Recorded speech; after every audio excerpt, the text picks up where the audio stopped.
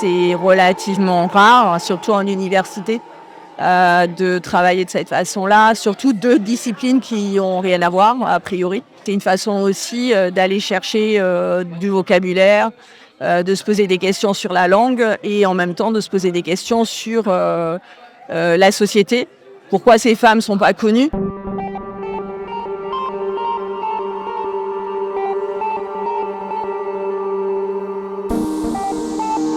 Après avoir pu observer, en pleine immersion, les étudiantes et étudiants, créatrices et créateurs amusés, de jeux très sérieux, on va s'intéresser aux origines de cette démarche pas banale, sur des créations parfois artisanales, mais toujours ludiques et originales. Pour nous aider, on a fait appel à Sylvie Falampin et Frédéric Nod, les profs à l'initiative du projet. Et elles vont se présenter et nous expliquer pourquoi Women in Science s'appelle Women in Science. Bienvenue dans Novagogie, le podcast des innovations pédagogiques de CY Alliance, épisode 3, partie 2, Jeux de dames. Par un cours qui pourrait être un cours, alors si je caricature, magistral. Donc, je suis Sylvie Falampin, je suis enseignante d'anglais à l'Institut Sciences et Techniques depuis de très nombreuses années. Et mon credo, c'est faire en anglais et non pas faire de l'anglais. Donc, ça fait plusieurs années que j'essaie de mettre en place un enseignement par le projet, si possible interdisciplinaire. Donc, moi, je suis Frédéric Nodet, enseignant physique au lycée Galilée à Cergy. Et alors j'enseigne les classes euro physique en anglais avec les élèves de seconde là, qui travaillent avec Sylvie cette année. Et on a pu travailler ensemble grâce à Gilles Rémy qui enseigne la physique à l'université ici. Donc j'ai rencontré l'an dernier Gilles Rémy qui m'a parlé du projet de Sylvie, qui cherchait à tester des jeux justement avec des élèves, c'était lycéens ou collégiens au départ.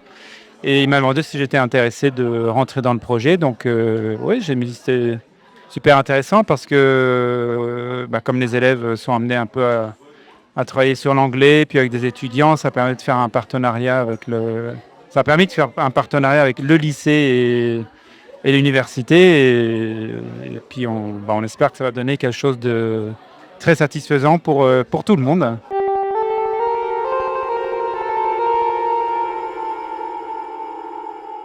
Alors, en fait, le nom complet, c'est CY, comme le nom de l'université, mais aussi voir pourquoi. Women in Science.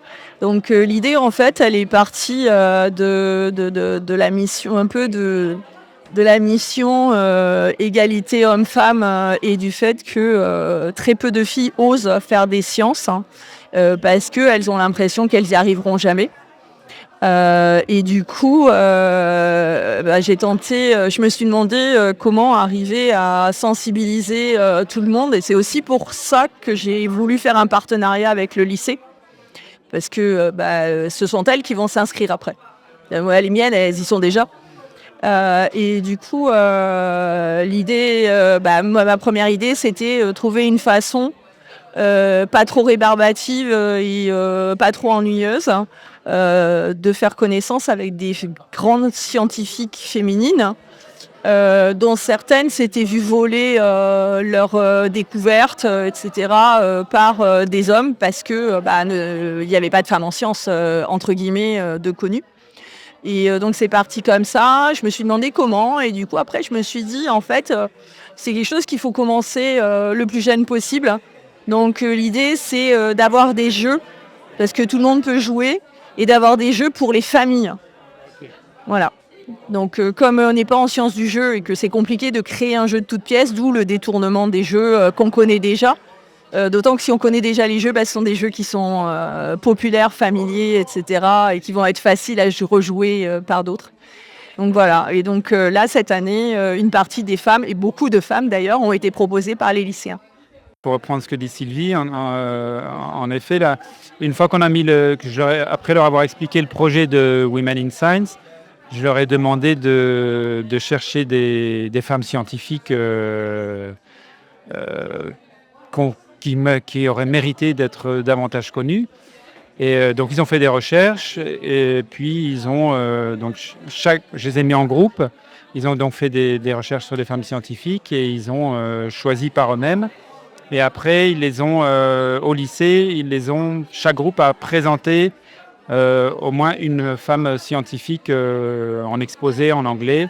Et ce qui a permis après de les présenter aux étudiants pour la construction de leur jeu. C'est moi qui ai proposé le projet. En fait, je l'ai organisé et ensuite j'ai demandé la validation par ma hiérarchie. Sinon, après, moi, je suis pas mal de formation du service de diversification pédagogique sur la transition pédagogique, etc. Donc, c'est vrai que ça va avec aussi. On est aussi poussé là-dedans, mais en fait, moi, je viens de la formation des enseignants du premier degré. Ce genre de travail, c'est quelque chose qu'on faisait à l'époque, même en maternelle. Et le but, c'était d'essayer de transférer à l'université, donc en complexifiant les projets. Et puis voilà. Alors, sauf que c'est pas du tout une habitude de faire ce genre de choses avec des adultes, parce qu'on considère souvent que les adultes, ils apprennent pas comme ça, ils sont là pour s'amuser. En discutant entre deux prises avec les profs, j'ai pu découvrir que ce module a été possible grâce à la classe Europhysique. Mais c'est quoi la classe Europhysique ? Donc la classe Europhysique, c'est donc de faire de la physique comme en anglais, hein. Mais au lieu que ce soit un programme très structuré, comme on peut retrouver en physique classique, il y a différents thèmes. Par exemple, on peut avoir un des thèmes, c'est moins l'infini à plus l'infini, donc c'est très varié. Et donc je choisis des choses que je fais avec les élèves et ils se mettent en groupe. Et à partir de là, ils vont travailler, soit faire une expérience ou travailler sur un sujet donné. Et après, par exemple, faire des exposés pour présenter à la classe en anglais. Parce que l'idée, c'est de développer la communication en anglais. Il faut savoir que l'anglais en sciences, c'est fondamental de posséder des bases, d'être capable de bien communiquer en anglais. Et du coup, en passant par cette classe européenne, ça leur permet justement d'approfondir des compétences de communication en anglais pour être après plus à l'aise dans le monde de l'enseignement supérieur. Au niveau de vos directions respectives, est-ce qu'on vous a encouragé? Est-ce qu'on vous a laissé faire? Comment est-ce que ça s'est passé quand vous avez demandé? Parce que j'imagine qu'il faut des autorisations pour faire déplacer des lycéennes et des lycéens ailleurs pour le projet. Donc comment est-ce que ça a été perçu déjà par vos directions et aussi par vos collègues? Alors pour ma part, l'année dernière, parce qu'on a changé de proviseur, l'année dernière c'était Madame Nicolas.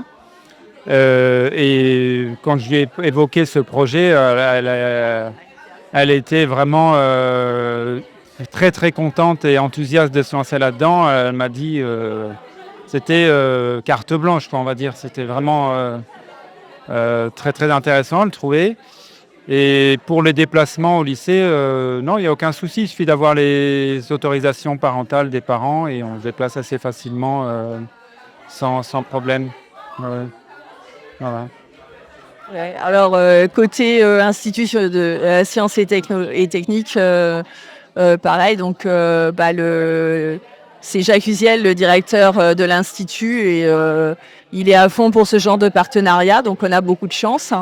J'ai aussi beaucoup de chance parce que les collègues responsables de la filière sont à fond pour aussi, donc j'ai pas de de critique, on va dire, sur la façon, en disant c'est pas de l'anglais par exemple, alors que c'est pris sur leurs heures d'anglais.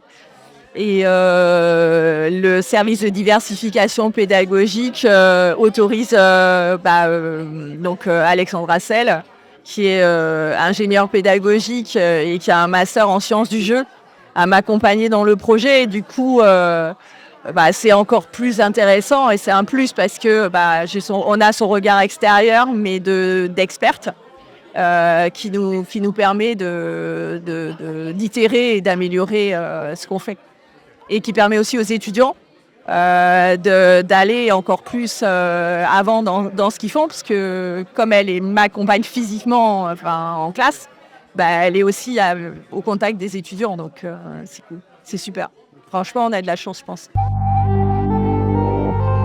Même si Novagogie, c'est pas une belote, on s'est dit qu'être à 4 voix dans le podcast, ça ne serait pas une mauvaise idée. Elle sera notre experte du jour et nous apportera une vision extérieure du dispositif.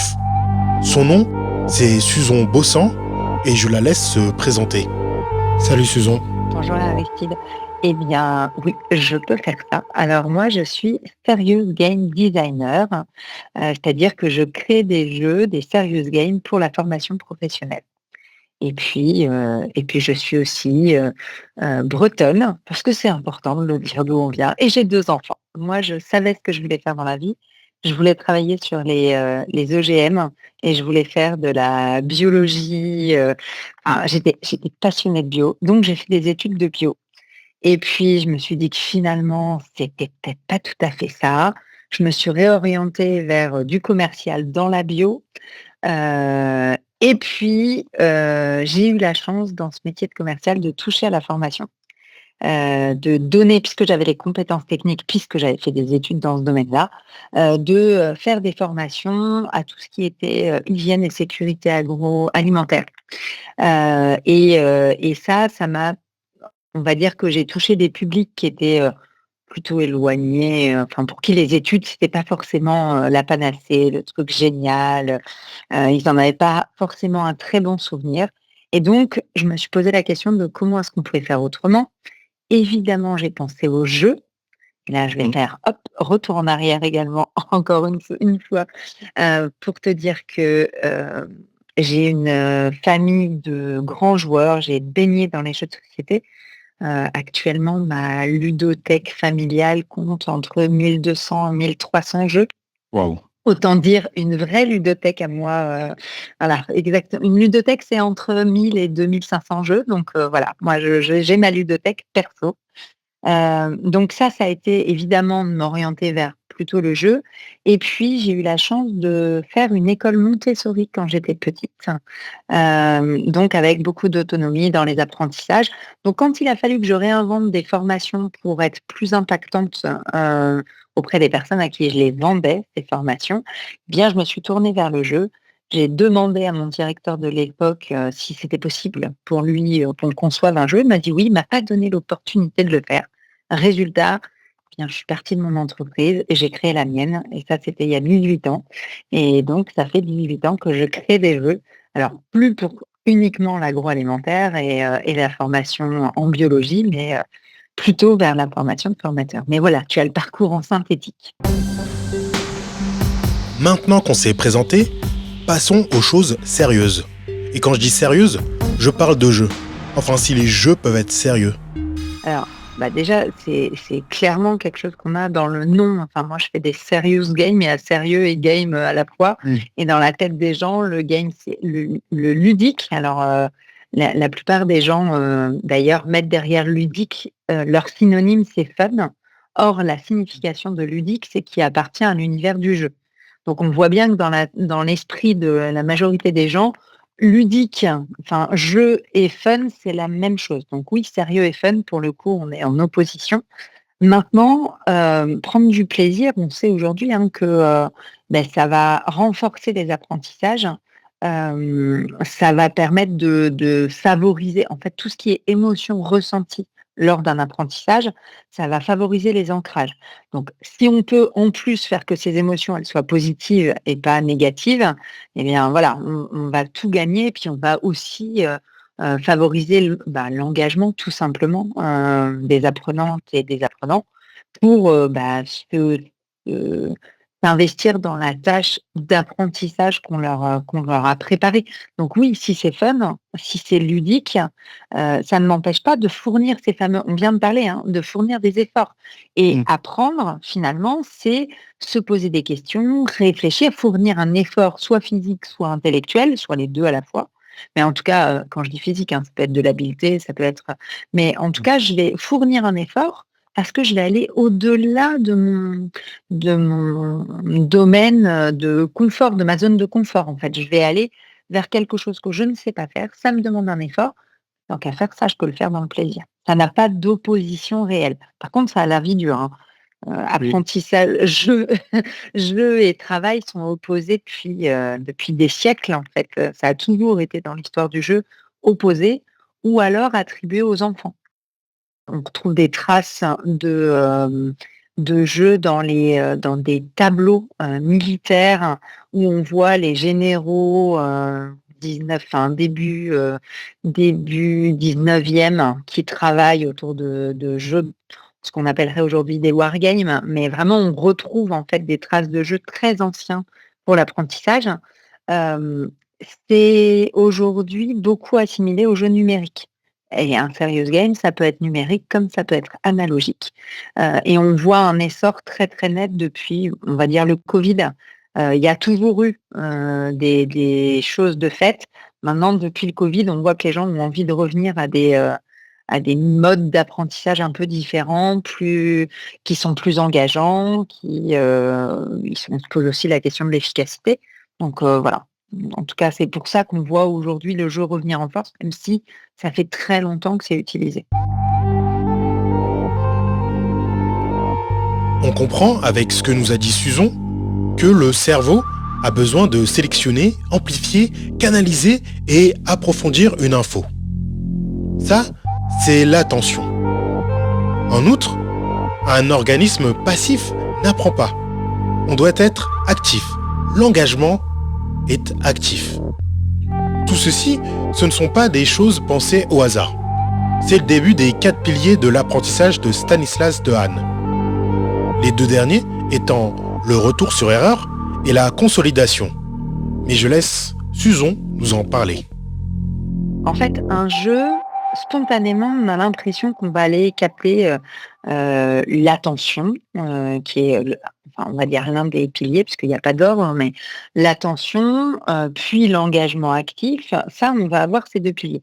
Sauf que l'attention dans les jeux, là où on a un vrai travail de choix, pédagogique et de conception, si on conçoit des outils, c'est de centrer l'attention non pas sur le jeu, mais bien sur l'apprentissage qu'on veut, enfin, sur nos objectifs, en fait. Je te donne un exemple. Si, j'imagine un jeu de quiz et Oui. je me dis: «Ah bah, ça, c'est super, je vais faire un quiz». La plupart du temps, l'attention, elle est pas, je vais le transformer en jeu, mon quiz, donc je prends une caricature, les gens qui me connaissent savent que je n'aime pas les jeux de loi, mais je prends un jeu de loi et à chaque case, je mets une question. Eh bien, finalement, l'attention, elle n'est pas centrée, on sait que c'est important pour l'apprentissage et elle n'est pas centrée sur la réponse à la question, même si évidemment, en tant que participante ou participant, je vais réfléchir et je vais proposer une réponse, mais elle est centrée sur: «Est-ce que j'ai bon ou est-ce que j'ai mauvais? Et est-ce Oui. que je vais pouvoir avancer ou pas dans le jeu?» Et du coup, ça devient contre-productif. Donc cette attention qui est essentielle pour l'apprentissage, il va falloir qu'on soit très vigilant à la placer au bon endroit quand on utilise le jeu. Si je comprends bien, avoir des bonnes notes ou des bons points à un quiz, c'est pas suffisant. Exactement, et puis en fait, il faut qu'il y ait un intérêt si je reprends l'exemple du quiz, il faut que j'ai un intérêt à retenir, l'information ou la réponse à la question. Parce que c'est ça qui va nous importer, c'est que je fasse du lien avec autre chose, que, que je mémorise si c'est l'objet du jeu, enfin ou l'objet de l'activité, mais il va donc falloir que j'ai un intérêt à la réponse.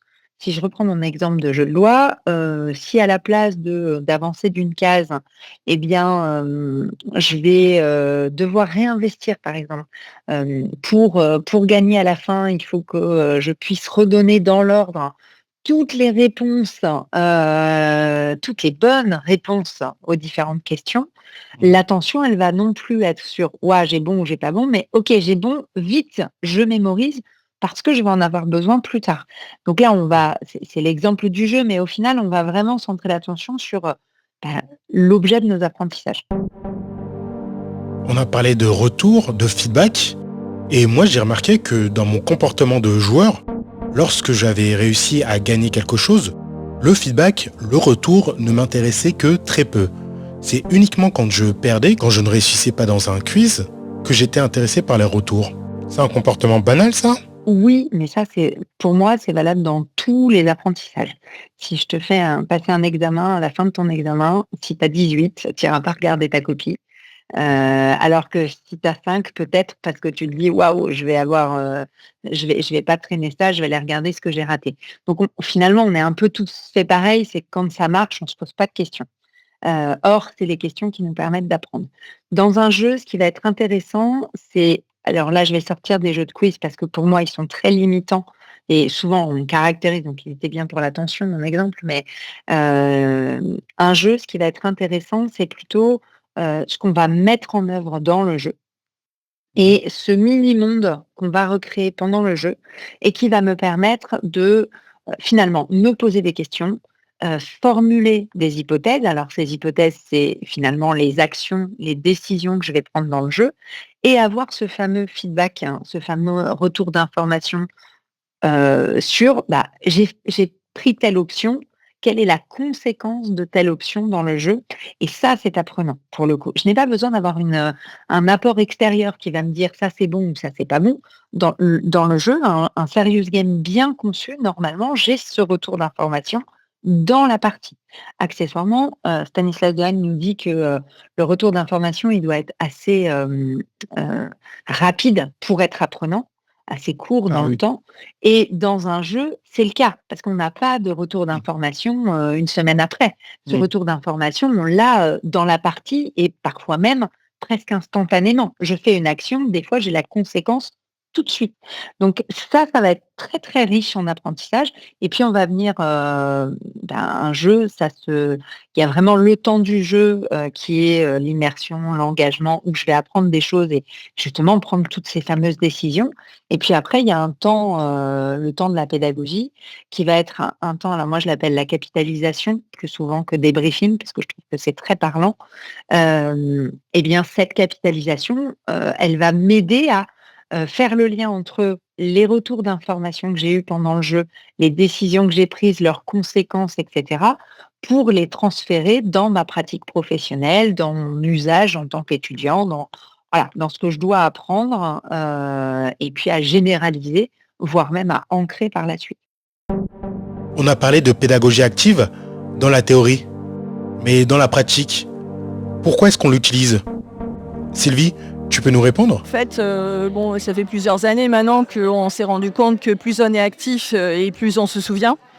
Là, l'objectif, c'est que ils développent aussi leur culture scientifique. Donc l'idée, c'était que si eux-mêmes avaient cherché des documents, avaient cherché et travaillé à partir de ces femmes qui sont très peu connues pour certaines, ils développeraient leur propre culture scientifique. Et l'autre avantage de travailler, d'apprendre par l'action, c'est qu'on développe des compétences qui peuvent être transférées dans le monde professionnel très facilement. Et d'ailleurs, moi, je les pousse à mettre ce projet sur leur profil LinkedIn, dans leur CV, d'en parler en entretien, parce que c'est relativement rare, surtout en université, de travailler de cette façon-là, surtout deux disciplines qui n'ont rien à voir, a priori, vu que tous les jeux sont entièrement en anglais. Donc voilà, ils travaillent en même temps. C'est une façon aussi d'aller chercher du vocabulaire, de se poser des questions sur la langue et en même temps de se poser des questions sur la société. Pourquoi ces femmes ne sont pas connues? Donc en fait, on aborde beaucoup plus de choses que par un cours qui pourrait être un cours, alors si je caricature, magistral. Donc voilà. Et donc, le côté transdisciplinaire, c'est quelque chose d'essentiel. Donc, on a de l'anglais, on a des sciences, mais on a aussi un peu d'histoire, un peu de... est-ce qu'on peut dire de l'éducation civique? Enfin, je ne sais pas si on peut rentrer ça dedans, pas trop. Ouais, on va Peut-être aux dire choses qui est citoyenne. citoyenne. Je sais pas comment on pourrait dire, mais oui, sûrement égalité homme-femme. Et puis peut-être transition, mais au sens très très large, en fonction de quelles femmes ils ont priorisé. Sachant que la commande, c'est d'avoir des femmes dans tous les domaines scientifiques. Donc il y a aussi bien des maths que de la biologie, que de la physique, de l'astrophysique, de l'informatique, j'en oublie, nucléaire, enfin voilà. Donc, du coup, oui, ça donne aussi une idée de la société et peut-être, j'espère, réfléchir sur quelle place ont les femmes dans les sciences et dans toutes les sciences, parce que là, les Master 1 biologie santé, il y a beaucoup de filles. Mais du coup, on pourrait le faire à l'envers. Là, ce serait plutôt les garçons qu'il faudrait faire venir, mais il y a beaucoup d'autres sciences où il y a très très peu de filles. Physique, par exemple. Donc là, si je comprends bien, s'amuser dans les jeux, ce n'est pas une finalité, c'est un moyen. Tout ça pour faire évoluer les mentalités.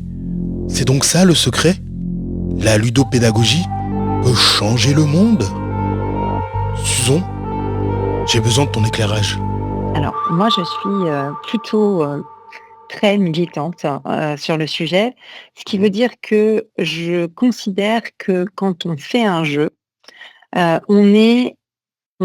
crée alors un jeu et un serious game, on crée un outil de diffusion qui va être diffusé à une masse et qui va, alors soit c'est un jeu de société et ça n'est pas encore un bien culturel, mais ça ne serait tardé, soit on est sur un serious game et quoi qu'il en soit, on participe à de la diffusion d'informations et on est un média. Et à partir du moment où on est un média, on se doit de se poser la question dans la conception de tout ce qui va être véhiculé par notre média, non pas que les objectifs pédagogiques pour les serious games, mais aussi tous les messages subliminaux. Ce qui veut dire que moi, je vais, dans mes jeux, faire hyper attention aux représentations de genre dans les jeux, aux représentations du handicap, etc. Parce que c'est une vraie question. Et donc, en l'occurrence, pour moi, on passe des messages subliminaux dans les jeux, dans les outils qu'on conçoit, et particulièrement dans les jeux parce qu'il y a cet engouement pour l'outil qui fait qu'on va encore moins voir justement tous ces messages connexes et qui vont pourtant nous impacter. Donc moi, je vais avoir tendance à mettre, là j'ai créé un jeu il y a l'année dernière, je crois. Eh bien, c'est une femme première ministre. On a, voilà, on fait j'ai travaillé sur un jeu sur les métiers, par exemple. Évidemment qu'on genre, les métiers, on doit avoir évidemment autant d'hommes que de femmes, mais on va les genrer justement pour que, ça puisse potentiellement interpeller et des fois, on les nomme même pas. On a une représentation féminine sur un métier à dominante masculine et l'inverse est vrai aussi. Donc c'est vraiment, en fait, ce travail-là, pour moi, bien sûr, qui peut impacter et bien sûr que ça doit être une question. La représentation visuelle, sémantique, textuelle d'un jeu, elle est primordiale pour passer des messages d'égalité, en tout cas. Donc, c'est une vraie question. Elle n'est pas portée par tout le monde de la même manière, mais je pense que pour être aujourd'hui présidente du syndicat français professionnel des serious game designers, on a des réunions pour parler de ces sujets-là et pour sensibiliser à tous les membres, parce que on est responsable de ça. Un jeu qui est diffusé et qui va former 2000 personnes, oui, il a un impact. Donc les questions qu'on se pose avant, elles sont importantes. Si on fait un jeu là j'ai en tête un jeu sur la recherche scientifique, et bien, sur cette recherche scientifique, on peut très bien se limiter au sujet, mais on peut aussi avoir des représentations féminines et parler soit de découvertes qui ont été faites par les femmes, soit de représenter les femmes dans ces fameux labos de recherche très masculins et autres. Donc on a à la fois le sujet, mais aussi la manière de parler du sujet qui va nous permettre de rétablir et en tout cas de passer des messages d'égalité. Sans transition, revenons au premier épisode où 2 étudiantes et étudiants devaient nous expliquer leur mission. Moi c'est Sonia, je suis en Master 1 Biologie Santé et du coup on est dans la même équipe avec des lycéens. Et donc en fait, par équipe, du coup, au total de 7, on a dû mettre en place un jeu de société qui traitait du coup sur des femmes scientifiques. On a dû concevoir des règles de jeu, tout un gameplay, réfléchir, les pour, les contre, ce qui est un processus assez long, surtout que on n'a aucune expérience là-dedans, donc là on part de petits bâtons et on essaie de construire un château. Alors, en fait, ce qu'ils ont fait, ces étudiants, c'est ce qu'on appelle une learning game jam, c'est-à-dire un temps de création de jeu apprenant. Et c'est pas apprenant sur le jeu, mais bien apprenant sur le sujet. En fait, on va utiliser à ce moment-là le jeu comme on utiliserait du sport ou n'importe quelle activité pour engager les participants et les participantes qui vont venir. En fait, il y a un côté hyper gratifiant à créer un jeu. Il y a surtout si j'imagine que c'était ils ont parlé de châteaux et de petits bâtons et tout ça, donc je me dis que c'est peut-être un jeu analogique, mais en tout cas, il y a cette dimension finalement, on a un objet qui sort de terre et ça, c'est hyper valorisant. Donc on va utiliser ça pour les engager et par contre, ce qu'on va leur demander, c'est de créer, comme c'est un serious game qu'on leur demande de créer, il va falloir qu'ils creusent le sujet. Donc ça veut dire qu'eux-mêmes vont aller chercher les informations, donc on va les autonomiser dans, quelles infos, la sélection des informations importantes à transmettre dans le jeu, comment est-ce qu'ils vont faire, et en fait, on va leur permettre d'ancrer, d'aller chercher, d'ancrer, de faire, de travailler finalement ces infos, peu importe que le jeu pédagogique qui sorte soit bon ou soit mauvais en fait, à vrai dire. Moi j'ai vu des jeux pas terribles sortir de ce type de learning game jam. Par contre, ils avaient une vraie connaissance du sujet et ils étaient capables de l'expliquer après parce que pour créer un jeu, il faut maîtriser son sujet. C'est donc le chemin qui est essentiel et pas l'arrivée. Oui, complètement, complètement. Et ça va venir les questionner sur, c'est quoi la priorité? Comme on ne peut pas tout transmettre, quelles sont les informations les plus importantes? Qu'est-ce qui est en lien avec quoi? Parce que dans le jeu, on va faire des liens pareils, de la même manière. Donc, qu'est-ce qui doit être en lien? Qu'est-ce qui est important? Voilà, sélectionner les informations, aller les chercher, en discuter, confronter les points de vue. Là, pour le coup, on va être vraiment dans tout ce qui est conflit socio-cognitif, parce que dans la création d'un jeu, comme on est plusieurs et comme on va discuter des choix sur les objectifs, le contenu, etc., on va vraiment aller finalement questionner ces choix. Et donc là, c'est encore plus apprenant. Donc vraiment, à tout point de vue, hyper efficace. Accessoirement, ça travaille les soft skills sur comment on travaille ensemble, comment est-ce qu'on prend des décisions ensemble. Et ça aussi, c'est cool.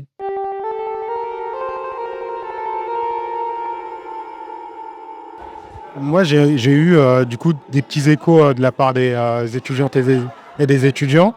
Et l'une des choses dont ils m'ont parlé, c'est la collaboration qu'ils ont pu avoir entre les différents niveaux. Est-ce que vous mettez en place des choses pour créer cette collaboration ou vous les laissez un petit peu en autogestion et ils se débrouillent, ils sont assez grands pour le faire?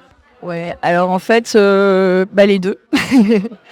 En fait, on a fait un calendrier, enfin le projet a été monté, déjà on se connaît depuis l'année dernière, puisque la classe de seconde de l'année dernière était venue assister aux présentations des Master 1 de l'année dernière, en fin d'année, sur le même projet. Ensuite, cette année, ils n'ont collaboré qu'au deuxième semestre, mais la classe de seconde est venue assister aux présentations finales du projet album de jeunesse du premier semestre. Et ensuite, on a fait un speed meeting qui a permis aux élèves et aux étudiants de se choisir pour travailler ensemble. Et ensuite, on a mis en place 2 ou 3 séances Teams en visio. Parce qu'ils ne peuvent pas se déplacer à chaque fois sur l'université et nous, on ne peut pas aller sur le lycée. Et donc là, ils sont là aujourd'hui et ils reviendront pour participer aux présentations finales. Et entre-temps, ils sont en autonomie. Et donc le côté transdisciplinaire, c'est quelque chose d'essentiel. Donc on a de l'anglais, on a des sciences, mais on a aussi un peu d'histoire, un peu de... Est-ce qu'on peut dire de l'éducation civique? Je ne sais pas si on peut rentrer ça dedans, pas trop. Ouais, on va peut-être aux choses citoyennes. Citoyenne. Je ne sais pas comment on pourrait dire, mais oui, sûrement, égalité homme-femme. Et puis peut-être transition, mais au sens très très large en fonction de quelles femmes ils ont priorisé.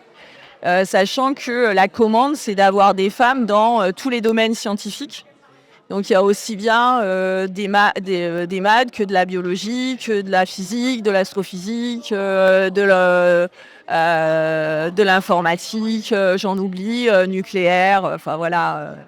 Donc du coup, oui, ça donne aussi une idée de la société et peut-être, j'espère, réfléchir sur quelle place ont les femmes dans les sciences et dans toutes les sciences, parce que là, les Master 1 biologie santé, il y a beaucoup de filles. Mais du coup, on pourrait le faire à l'envers. Là, ce serait plutôt les garçons qu'il faudrait faire venir, mais il y a beaucoup d'autres sciences où il y a très très peu de filles. Physique, par exemple. Alors, ce qui me paraît intéressant dans les différences de niveau, c'est, alors, pour l'avoir vécu à Montessori, déjà, chacun sort enrichi. Et on va dire qu'il y a une connaissance de la méthode de recherche par les M1 qui vont être vraiment dans un process universitaire pour aller investiguer, chercher de l'info, etc. et pas partir bien en tête, ce qui est moins fréquent, je dirais, chez les lycéens qui n'ont pas encore appris à travailler comme ça. Et à l'inverse, les questionnements, on va dire un petit peu plus naïfs des terminales me semblent aussi intéressants parce que ils vont être plus proches finalement des joueurs lambda.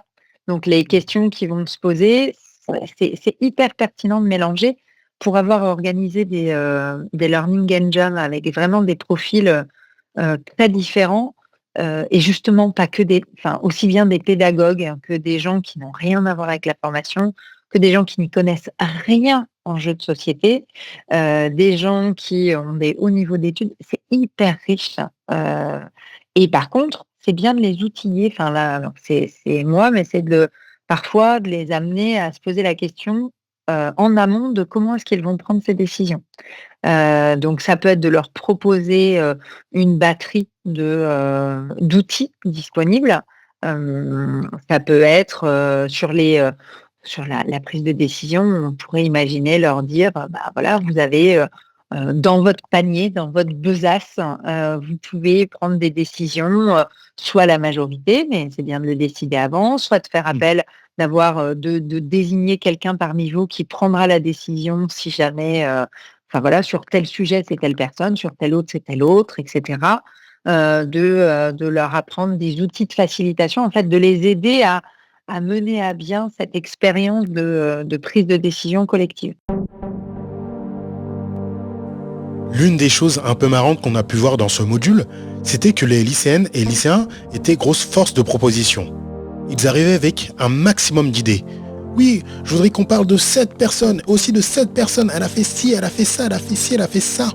Et les étudiantes et étudiants en master étaient un peu plus mesurés. Ils étaient un peu plus dans la sélection. Ok, c'était des super bonnes propositions, mais il faut qu'on sélectionne. Donc je vous propose qu'on choisisse ça et ci. D'accord ? Ça finissait souvent en vote, et ça me fait poser la question.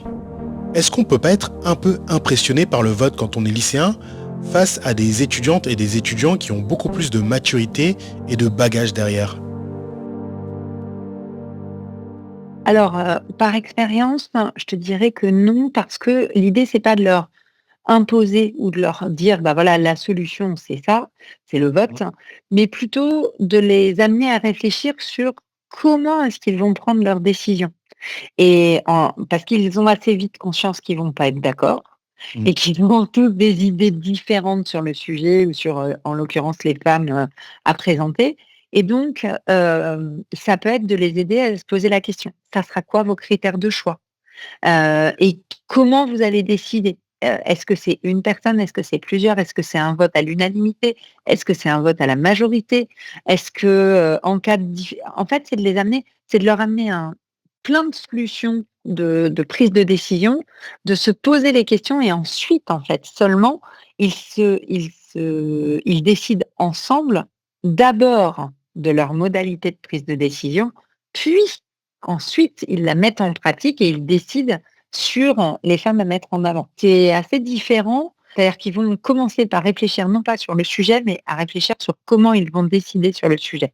Et c'est pour ça que je te disais que ça peut être fait soit en amont de cette première étape, soit a posteriori pour les décisions à venir, en laissant cette première étape de décision naturelle, pour qu'ils voient aussi que c'est pas simple de décider ensemble.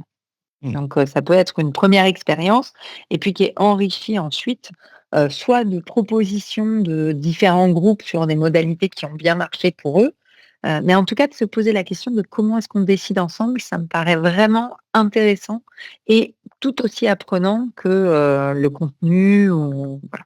Je te remercie beaucoup pour ces précisions, Susan. Avant de partir, où est-ce qu'on peut te retrouver?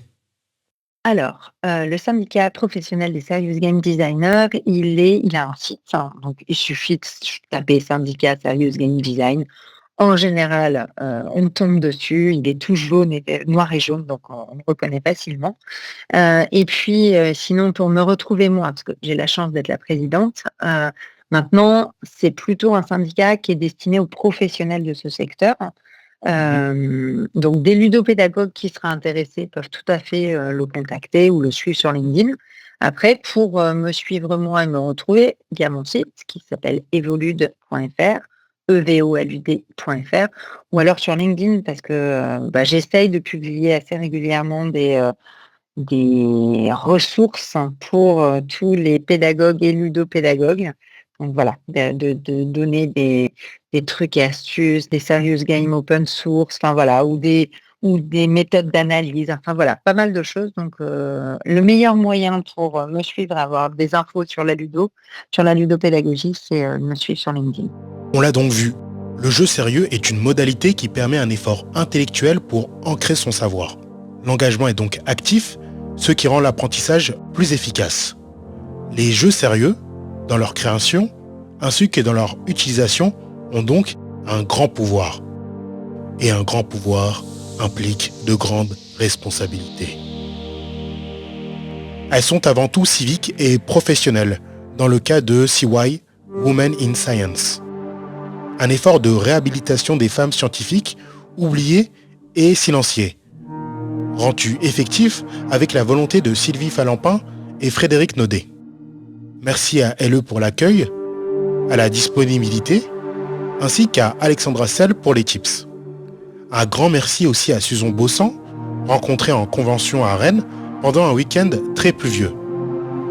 Un truc très rare en Bretagne, mais on n'est pas tombé sur le bon week-end. Ces podcasts n'auraient jamais pu voir le jour sans l'aide précieuse d'Alice Mokrzicki et Florian Massiot. Si vous aimez notre travail, n'hésitez pas à nous laisser 5 étoiles sur les différents agrégateurs de podcasts et à partager nos épisodes. Pour finir, je souhaiterais dédicacer cet épisode à notre collègue de Supmeca parti trop tôt, Romaric. Amuse-toi bien là où t'es, tu vas énormément nous manquer. C'était Novagogie, le podcast des innovations pédagogiques de CY Alliance, épisode 2, partie 2, jeu de dames. Allez, ciao les pédagogues.